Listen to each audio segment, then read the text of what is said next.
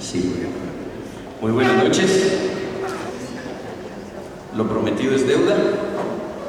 Son las 7:15 de la noche. Es un gusto para nosotros poder tenerlos aquí. Si ustedes pudieron observar las pantallas, hace un par de minutos estuvimos pasando los logotipos de las varias organizaciones que han hecho posible lo que hoy se está llevando a cabo. Principalmente queremos agradecer al Centro de Investigación Núñez y Taylor, y en unos minutos pues estaré dando ya la palabra al director del centro. Tenemos varias organizaciones no gubernamentales, asociaciones civiles sin fines de lucro, como la Asociación de Educación Ciudadana, EDUCI, el proyecto Hoy Te Pedimos, jóvenes guatemaltecos intentando construir un mejor futuro. Tenemos una banda de música buenísima, la banda de música que está brotando, se llama Sinapsis. Yo tengo el privilegio de ser el cantante y pues estamos apoyando con todo lo que tenemos esta iniciativa. Mi nombre es William Ochoa, estaré dirigiendo algunas partes del programa y es para mí un gusto darles la bienvenida a esta presentación del libro Fundamentos de Gobierno, escrito por el doctor Carlos Velázquez. Si ustedes ven a la pantalla, les animamos a aquellos que tengan un teléfono inteligente, que sea iPhone o sea Android, puedan accesar al App Store, al Google Play, y puedan descargar la aplicación La Misión Artos. Esta aplicación pues contiene varios audios de prédicas del doctor Velázquez y diferentes cuestiones interactivas que podemos aprovechar hoy en día para poder enriquecer nuestro conocimiento. Al final del evento yo voy a pasar a hacer una pequeña dinámica con esta aplicación, y aquellos que la hayan descargado y nos hayan ayudado a hacer lo que vamos a hacer en la aplicación, pues van a obtener un pequeño premio por ahí que el doctor Velázquez ha sido pues muy bondadoso en ofrecer. Bueno, sin más que agregar, voy a cederle el micrófono al director del Centro de Investigación Núñez y Taylor. Es un privilegio para nosotros de verdad contar con su presencia, con su participación. Él es el licenciado Gonzalo Chamorro, a quien de verdad hoy tenemos el privilegio de tener entre nosotros. Gonzalo, muchísimas gracias. Un aplauso para él, por favor.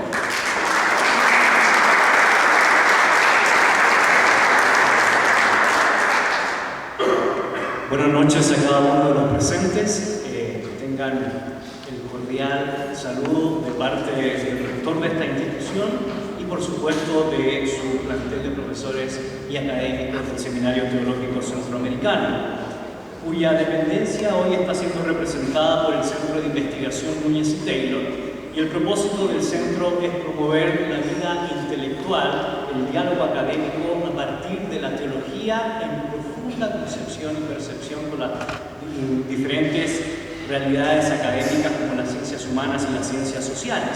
Y por eso nosotros nos congratulamos de poder abrir estos espacios para presentar libros, para desarrollar foros y para tener este diálogo que es tan importante no solo para la vida de la Iglesia, sino para la vida de la sociedad, recordando que el cristianismo no solo es uno de los fundamentos esenciales de la historia de Occidente, sino también recordar lo relevante que tenemos que ser nosotros hoy, que presuponemos la fe judeo-cristiana, para el desarrollo moral de nuestra nación. Así que para mí es un privilegio poder presentar al doctor Carlos Velázquez, de nacionalidad guatemalteca, casado por más de 47 años con Lilian Amparo de González de Velázquez. Tienen 3 hijos y 2 nietos.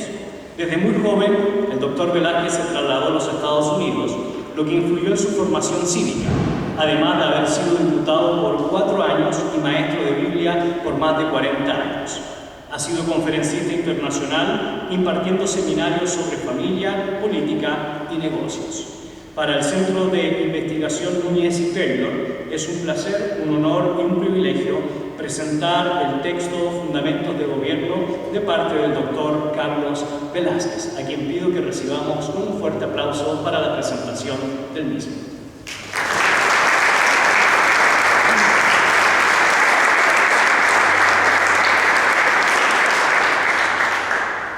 Muy buenas noches y muchísimas gracias por acompañarnos en este evento. Quiero decirles que para mí es un gran gozo, una gran emoción y un gran privilegio, no el haber escrito el libro, sino que el ver el despertar que está habiendo en nuestra Guatemala. Voy a compartirles un poco para que quede un poquito de claridad en el porqué del libro. Estaba en una entrevista de radio recientemente y me preguntaban que cómo había hecho yo para el rol de ministro evangélico después decidir a involucrarme en política, que cuándo fue que yo hice la separación. Algo que no se me había ocurrido pensar, sino hasta que me hicieron la pregunta. Entonces me remonté a mi historia. Como ya se ha mencionado, me fui bastante joven para Estados Unidos en el año 1965. La situación estadounidense en aquel entonces estaba bastante mejor de lo que está ahora. Y allá empecé mi vida civil, por así decirlo. Acá solo fui un estudiante, no participé en nada, no tenía conocimiento de muchos conceptos civiles. Pero allá automáticamente, al ya venir a ser parte de una iglesia, resultó que en aquel entonces no había diferencia entre la vida eclesiástica y la responsabilidad civil. Era natural para nosotros en la iglesia cuando, por ejemplo, viviendo yo en Luisiana, y la capital de Luisiana siendo Baton Rouge, donde vivía en Nueva Orleans, y cuando empezó a las manifestaciones y el hecho de que iba a aprobarse el aborto y todo lo demás, no era natural que la iglesia nos lo informaran y que hiciéramos marchas hasta la capital de Luisiana para protestar en contra de ello. Luego, cuando llegaban las elecciones, muchas de las iglesias abrían sus puertas para el empadronamiento de la ciudadanía. Y luego, ya cuando fui un pastor, un ministro, seguí con la misma costumbre de que durante las elecciones gubernamentales en nuestro estado, yo les decía desde el púlpito a los miembros de la iglesia: está corriendo el señor Morrison contra el señor Edwards. El señor Morrison no aprueba el aborto, no aprueba el homosexualismo, mientras que el señor Edwards sí apoya el aborto y sí apoya el homosexualismo. Así que nuestra conciencia no nos puede permitir votar por el señor Edwards. Y eso era muy normal.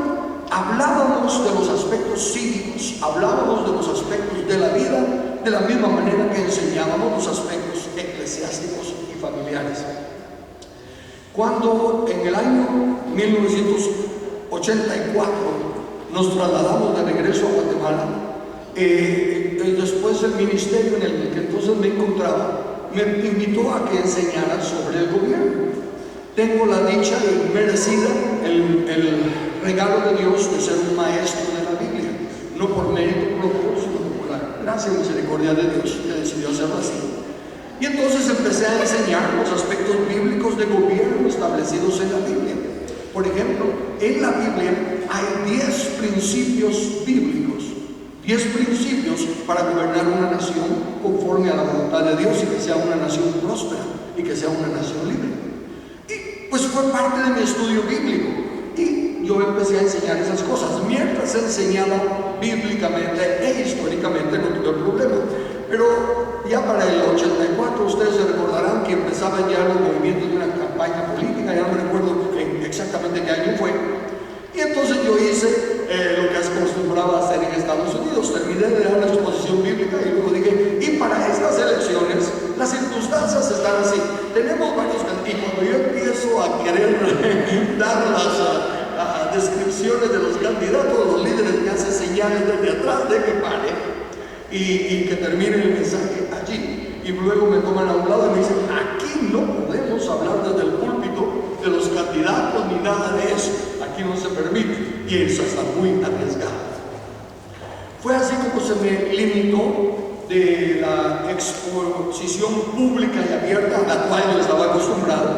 Y empezamos a tener reuniones pequeñas de líderes en las cuales empecé a enseñar y a exponer cómo la Biblia, y esa es una de las primeras cosas que quiero platicar delante de ustedes, en la razón de este libro.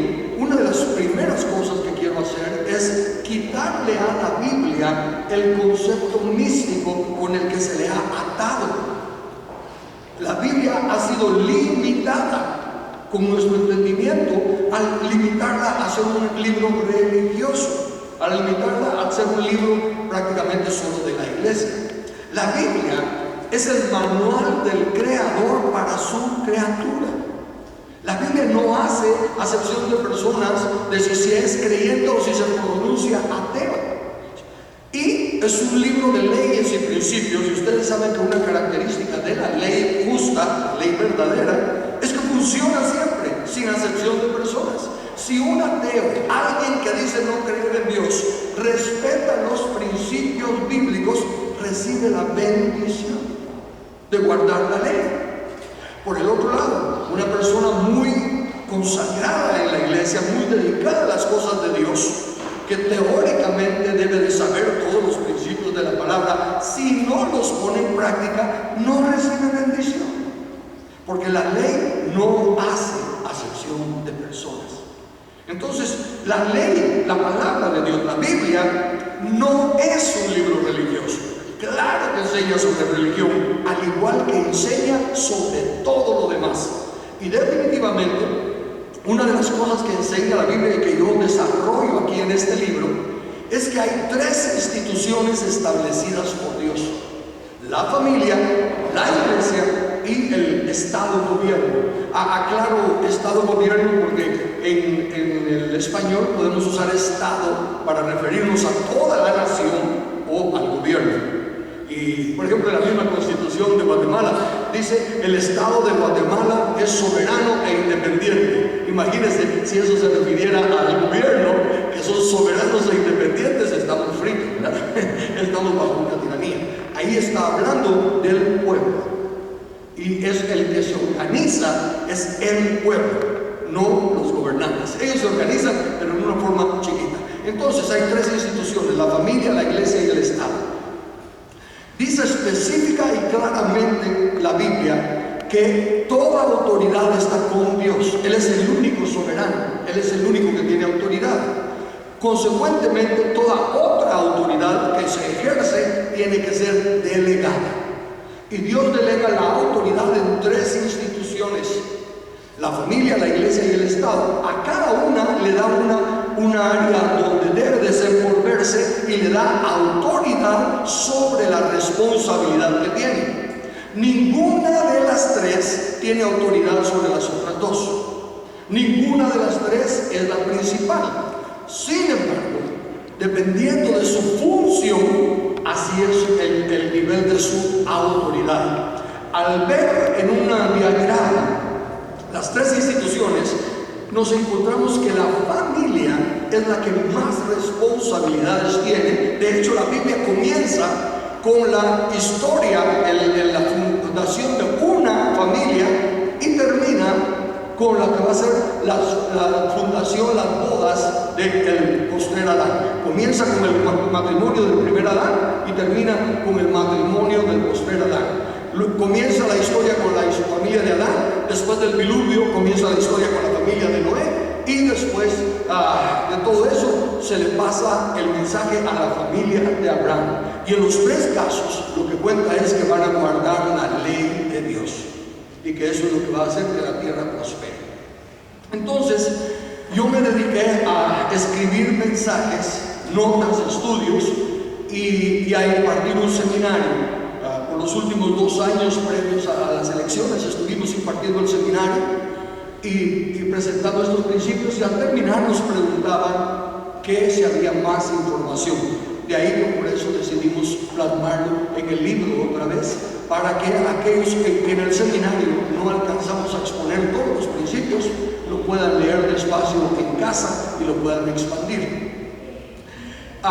Comienzo del libro, lo dividí en 4 partes. En la primera parte le llamo ampliando la visión del Evangelio, y parte de eso es lo que acabo de hacer ahorita, al mostrarles que el Evangelio no es como lo hemos trabajado, enfocándonos más que todo en el aspecto eclesiástico, el perdón de pecados y cosas de esa índole, la ayuda a los enfermos y todo lo demás. Hemos limitado el Evangelio a casi que solo pensar en nosotros. Fíjense que en la iglesia son muy poquitos los que piensan en la ecología. En la iglesia, la gran mayoría no quiere saber de política. Me estoy refiriendo a los líderes. Y la Biblia dice que los líderes, los que tenemos el privilegio de enseñar la Biblia, debemos enseñarle a la gente todo el consejo de Dios. Y cuando me he enfrentado con algunos líderes que dicen, siempre mira, lo de política no me gusta a mí, yo no me meto en política, le digo, entonces renuncia a ser líder. Porque como líder, a ti tal vez no te gusta la política, como líder, a ti tal vez no te gusta el deporte, como líder, a ti tal vez no te gustan las artes, pero van a llegar a tu congregación personas que se interesan en la política, personas que se interesan en el arte, personas que se interesan en el deporte, y se supone que los que tenemos el consejo de Dios sobre cualquier tema que esté en la Biblia somos nosotros.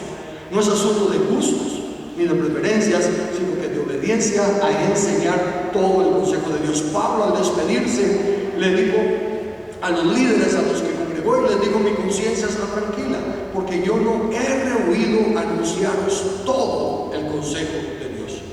Luego me he enfrentado con personas que dicen, sí, pero la Biblia no habla de política. La Biblia es más política que religiosa. La Biblia habla más de política que de cosas espirituales, así, de concernientes al futuro y todo lo demás. Lo que pasa es que habla en el contexto de su tiempo. En el tiempo de la Biblia se hablaba de reinado y de imperio. No era de partidos políticos y de elecciones, no era de campaña. Jesús nunca hizo campaña. Al leer en el contexto de la Biblia, Jesús sí hizo campaña, y una tremenda campaña la cual describo en la Biblia. Pero el punto es, necesitamos ampliar nuestra visión. El concepto de ampliar, al ver una foto chiquita, pues se aprecia lo que se quiere ver, pero cuando se amplía la foto, se descubren cosas que estaban en la foto que no se miraban. Así es con el Evangelio. El Evangelio del Reino, al ampliarlo, tiene para la familia, la iglesia y el Estado instrucciones muy claras. Entonces, 3 instituciones y 5 esferas de gobierno. Miren la diferencia. Lo que Dios desea es que cada uno de nosotros nos gobernemos a nosotros mismos. Dice que es de mucho más estima el hombre que le sabe controlar su espíritu que el que conquista una ciudad. Humanamente hablando es al revés. El que conquistó la ciudad es el gran héroe, y el hombre que se controló a sí mismo tal vez es un tímido o es un cobarde. La Biblia presenta los verdaderos valores. Como ciudad derribada y sin muro es el hombre cuyo espíritu no tiene control. Y al final dice, cada quien dará a Dios cuenta de sí. Entonces el gobierno que la Biblia enseña es el autogobierno. Cuando Dios creó a Adán y le dijo, no agarres de ese fruto, no le puso a Adán respigado alrededor al árbol, no puso guardias a proteger el árbol, nada. Adán tenía que usar su propio gobierno. Y eso es lo que Dios espera de cada uno de nosotros, que aprendamos a gobernarnos a nosotros mismos. ¿Por qué? Porque al final dice, cada uno comparecerá ante el trono de Dios para dar cuenta de sí mismo. Yo pongo el ejemplo de que en parte me ayudó a verme como joven a Estados Unidos, porque aprendí a respetar las leyes. Allá se enforza las leyes, allá se castiga rápidamente al que no cumpla la ley. Hay no solo semáforos, sino que hay lo que le llaman un alto de 4 esquinas. Y cuando se llega a ese alto de 4 esquinas, la ley es, uno llega y tiene que hacer el alto y ver quién llegó primero. Si el que está enfrente de mí llegó primero, yo tengo que esperar a que él se vaya. Si el que está al lado izquierdo llegó antes que yo tengo que esperar a que él se vaya. Y después me voy yo. Cada quien tiene que guardar el orden. Y se dan casos, llegó a visitarnos un hermano de Guatemala, y terminamos la reunión tipo 3 o 4 de la mañana. A esa hora no hay nada de tráfico. Y él llegó a una de esas esquinas donde hay 4 semáforos. Era de madrugada, no hay tráfico, así que no hizo el alto, siguió de largo. Cabal lo agarró la policía y le metieron la multa. Por lo tanto, yo traigo ese hábito. Pueden ser las 4 de la mañana aquí en Guatemala, si los semáforos están funcionando y está en rojo, yo paro. Y me dicen que soy un tonto, me dicen que soy un menso, pero digo, yo no necesito un policía que me esté cuidando. Yo soy mi propio policía. En la educación de los hijos, les enseñamos a nuestros niños en casa que íbamos a confiar en ellos, porque ya les habíamos dado las reglas de la casa, y que íbamos a confiar en ellos, que no íbamos a andar atrás viendo si lo hacían o no. ¿Por qué? Porque también creo lo que dice la Biblia. No hay nada oculto que no haya de salir a luz. Así que si se descubre que ustedes violaron la confianza que les tenemos, los que van a salir perdiendo son ustedes, porque les vamos a quitar la confianza y les vamos a poner muchas condiciones para que la recuperen. Bien, entonces esas son las cosas que yo escribo en este libro. Quisiera así leer, estaba buscando aquí en el índice de mi libro, en qué página exactamente está, porque el último capítulo que tengo de este, no capítulo, sino que la última parte que tengo de este libro se llama Mezclando a Dios en Política. Y esto surgió de que yo escribí ante una situación que se estaba dando en Guatemala, y un escritor de Prensa Libre respondió a lo que había escrito y decía que yo era un fanático religioso que mezclaba a Dios en política. Por lo tanto, le respondí a él que sí, tenía toda la razón en el aspecto de que yo mezclaba a Dios en política y que me gustaría explicarle por qué. Y entre mi respuesta le cité al señor Webster. El señor Webster es el que escribió el diccionario Webster, ¿verdad? El diccionario más completo. Y les voy a leer esa porción de mi libro solo para darles una idea de por qué mezclo a Dios en política. El señor Webster, escritor del diccionario más completo y de varios otros libros, aunque al principio de su carrera no tenía una experiencia personal del mensaje redentor del Evangelio, la cual llegó a su vida años después, cuando ya casado y con hijas grandes, reconocía entonces la existencia y la soberanía de Dios y valoraba la importancia de la enseñanza bíblica como fundamentales para el desarrollo del gobierno civil. Él dijo: la religión que ha introducido libertad civil es la religión de Cristo y sus apóstoles, la cual une la humildad, piedad y la benevolencia, lo que reconoce en cada persona a un hermano y a un ciudadano con iguales derechos. Este es el cristianismo genuino, y a este debemos nuestras constituciones libres de gobierno. Los preceptos y principios morales contenidos en las Escrituras deben formar la base de todas nuestras constituciones y leyes civiles. Estos principios tienen verdad inmutable como su fundamento, y están adaptadas a las necesidades del hombre en toda condición de la vida. Son los mejores preceptos y principios porque están exactamente adaptados para asegurar la práctica de justicia, gentileza universal entre los hombres y desde luego para prevenir crímenes, guerra y desórdenes en la sociedad. Ninguna de las leyes humanas dictadas por principios diferentes a estos del Evangelio puede asegurar estos objetivos.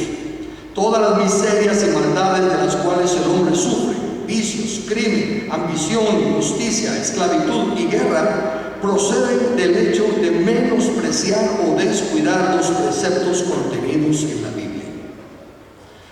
Este hombre lo escribió siendo, como ustedes se podrán imaginar, un hombre muy inteligente, muy educado para estar escribiendo el diccionario. Hay varios otros que cito acá, y terminé diciéndole al señor de Prensa Libre: por eso, Señor, a mí no me sorprende que pregunten por qué mezclamos a Dios en política. Lo que realmente me asusta y me sorprende es que cuestionen, porque separados de la dirección de Dios y del manual no hay forma de salir adelante. La Biblia es el único manual para guiarnos en política. Y entonces, una otra cita que no la voy a buscar, solo se la voy a decir. Y señáleme con sus manos, por favor. ¿Cuántos de ustedes han oído la frase: un gobierno del pueblo, por el pueblo y para el pueblo? La gran mayoría. ¿A quién se le atribuyen esas palabras? A Abraham Lincoln. Y Abraham Lincoln las dijo, pero él estaba citando a alguien que más de 500 años antes había escrito eso.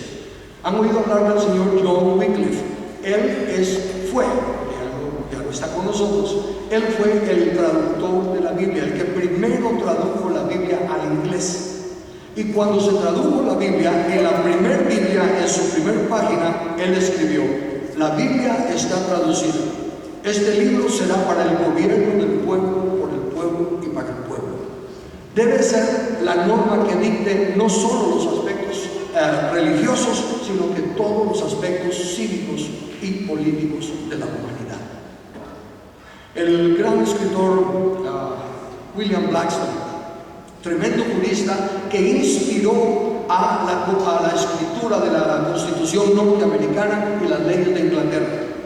Él dijo que la ley de Dios es la ley soberana, la ley de la naturaleza, y que ninguna otra ley humana es de valor si contradice las leyes de Dios y que no son de obedecerse. Entonces, en resumen, solo para concluir esta breve presentación, el anhelo de mi corazón es despertar en todos nosotros los ciudadanos la verdad del gobierno. ¿Cuánta autoridad delegada le ha dado Dios al Estado-gobierno? ¿Y cuáles son sus poderes y sus limitaciones? Por ejemplo, escribo también un folleto que se llama La Constitución, ¿es del Estado o del pueblo? Y he preguntado a muchos ciudadanos qué es una Constitución.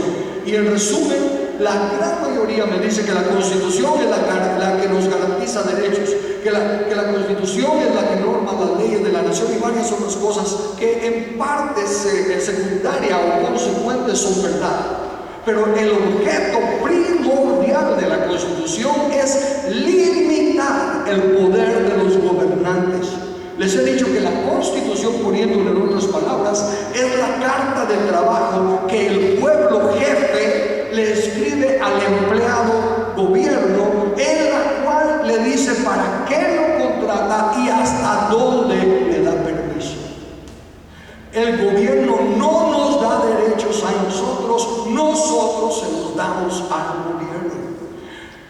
En nuestra Guatemala ahorita estamos pasando una situación en que sutilmente están robando nuestros derechos y están desarrollando una telaraña en la cual nos quieren atrapar para convertirnos en un partido socialista, en un país socialista como Cuba y Venezuela. Y levantan los héroes que ellos quieren levantar para engatusarnos, para engañarnos y pensar que están haciendo un gran trabajo. Por ejemplo, todos estos corruptos que fueron descubiertos y puestos en la cárcel. ¿Saben ustedes que esa gente, nuestros gobernantes, lo sabían de años y años atrás? ¿Por qué no lo hacían antes? Porque los podían manipular como títeres. Y en este momento que quieren dar la apariencia de que son nuestros servidores y nuestros defensores, entonces están traicionando a sus propios peores y los están encarcelando. Pero no son ningunos héroes, son unos hipócritas, porque lo han sabido todo el tiempo.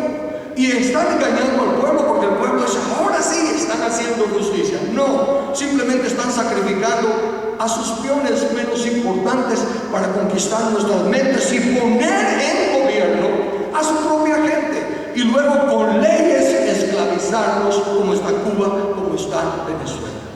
En este libro yo presento los pensamientos verdaderos de gobierno y de libertad y hasta dónde llega la autoridad del gobierno. Todavía somos mayoría los que creemos en la libertad y en la justicia, pero si no nos involucramos, la minoría, con la bulla que hace y con la astucia que manifiesta, nos va a esclavizar. Alguien dijo que lo único que se necesita para que triunfe el mal es que los buenos no hagan nada. Y concluyo con las palabras de la Biblia. El pueblo es llevado cautivo porque no tiene conocimiento. Pero no es porque no esté a la disposición el conocimiento. Mi libro es tan solo uno de los muchos que hay al respecto. Dice, mi pueblo es llevado cautivo porque no tiene conocimiento, porque has desechado el conocimiento. Miren la cantidad gloriosa y muy agradecido con ustedes, pero miren cuántos somos los que nos interesamos en esta clase de eventos y en esta clase de cosas. Es una minoría. Se desecha el conocimiento y se cae en una actitud religiosa de orar y orar y orar. Creo en la oración, oro todas las mañanas, tengo mi devocional y mi estudio personal, no dejo de hacerlo. Pero la oración por sí sola no cambia nada. A los religiosos les gusta decir eso para excusar su inacción, su falta de actividad, su falta de involucrarse. Pero claramente dice la misma Biblia, la fe sin obras está muerta. Necesitamos despertar al privilegio que tenemos de ser los que renovemos nuestro entendimiento y salvemos nuestra Guatemala, volviéndola a los principios y a las leyes de Dios. Muchas gracias por su asistencia, por su apoyo. Que Dios los bendiga.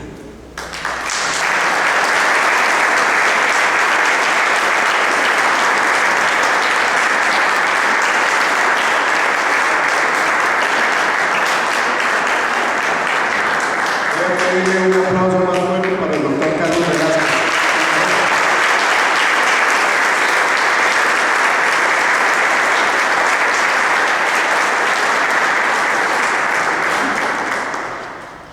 Una de las partes más importantes que quizá debe orientar a la vida de la persona en Guatemala es justamente lo que Carlos recién decía, la falta de conocimiento. La falta de conocimiento esclaviza.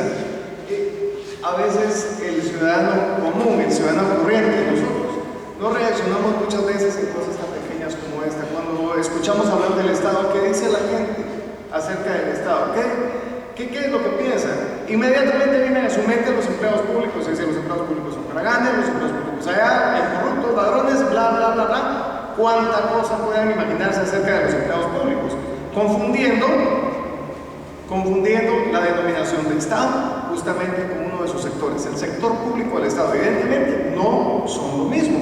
De ahí entonces que el error empieza a tomar lugar en el cerebro y empieza a ordenar la mente del individuo y empieza a sojuzgarlo y a esclavizarlo para tenerlo ahí inerte, como simplemente una pieza más de un ajedrez inacabable, completamente interminable. Pero en realidad, ¿qué es el Estado? ¿Qué es el Estado? Es una composición de muchos elementos: territorio, población, orden jurídico preestablecido, soberanía y el elemento más importante, el elemento teleológico, es decir, los fines. El fin del Estado está expresado con claridad en el artículo 1 de la Constitución. Establece: el Estado se organiza para proteger a la persona de la familia. Punto. Su fin supremo es la realización del bien común. Queridos amigos, ¿qué es el bien común? ¿Alguien me lo puede definir? Y entonces es donde empieza la contradicción. Para unos es esto, para unos es esto, para otros esto. Qué buena la intención del diputado constituyente de los años 84-85. Sin embargo, la infusión del error a que Carlos hace referencia en su libro nos lleva a cuestionar cosas tan importantes como esta. Yo le pido que piense por un momentito en esto. ¿Cuál es la función esencial, la función sustantiva de los diputados al Congreso de la República? Por favor, siéntanse en confianza de decir desde sus asientos. ¿Cuál es la función más importante, la función sustantiva de un diputado? ¿Legislar? Sí. La respuesta es no. La respuesta es no. Figúrese usted que eso es lo que tenemos por tradición. La Biblia, y Carlos lo enseña con mucha claridad en el libro, la tradición esclaviza. La tradición hace esclavos. Imagínense que el artículo 4 de la misma Constitución establece: sus epígrafes no tienen validez interpretativa, pero orientan sobre su contenido. El artículo 4 de la Constitución establece: en Guatemala todos los seres humanos son libres e iguales en dignidad y derechos. Ninguna persona, ¿sí?, puede ser sujetada a la esclavitud ni a ninguna condición análoga que menoscabe su dignidad. Y luego establece: los seres humanos deben guardar conducta fraternal entre sí. Yo le pregunto, ¿la Constitución es una ley que se obedece o es optativa? ¿Se obedece? Entonces, ¿por qué los guatemaltecos, en lugar de tratarnos como el latín fraternos, hermanos, los guatemaltecos antagonizamos unos contra otros y alguien más se aprovecha de esa pelea?